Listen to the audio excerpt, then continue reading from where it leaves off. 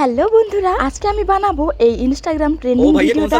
कभी मुझ पे आ रहा है कभी उस पे आ रहा है। এই ভিডিওর জন্য পরেছি এই টি শার্টটা। এবার চলো মাথাটা চিরুনি করে নিই। এই ভিডিওটার প্রথম শুটের জন্য আমি পুরো চুলটাকে উপরে তুলে নিচ্ছি, দিয়ে ভালো করে বেঁধে দিচ্ছি ক্লিপ দিয়ে। চুলটা ভালো করে বেঁধে নিয়েছি। এবার চলো প্রথম শুটটা করে নিই। এই ভিডিওটা যখন দেখেছিলাম মনে হচ্ছিল খুবই ইজি। ওয়েট ইজি লাগছিল, কিন্তু মোটেও ইজি নয়। এই ভিডিওর যে প্রথম ডায়লগটা আছে শুধু ওটাই বানাতে 5-6 বারের উপরে আমি টেক নিয়েছি। এতবার ভিডিও বানানোর পর ফাইনালি এটা একটু ভালো এসেছিল। তো প্রথম শুটটা ডান। এবার চলো একটু মেকআপ করি। আজকের ভিডিওর জন্য পরছি এই সুন্দর একটা শাড়ি। শাড়িটা তো পরা হয়ে গেছে। এবার চলো মুখে একটু ঘষাঘষি করা যায়। ঘষাঘষি বলছি বাট তেমন কিছুই করব না, শুধু এই হোয়াইট টোন পাউডারটাই ইউজ করব। আমি ভিডিওটা করছি দুপুরের টাইমে, আর আজকে খুব গরম পড়েছে। তার উপরে আমার হলো গিয়ে অয়েল স্কিন, তাই কোনো ক্রিম ইউজ করলাম না, শুধু পাউডারটাই দিলাম। তারপর একটু আইভ্যারো করলাম, দেন কাজল পরলাম। কাজল পরে আবার মুছেও দিলাম, কারণ আমার এমনিতেই ছোট চোখ, তারপর কাজল পরতে আরো বেশি ছোট লাগছিল, তাই চোখের ওয়াটার লাইনে দিলাম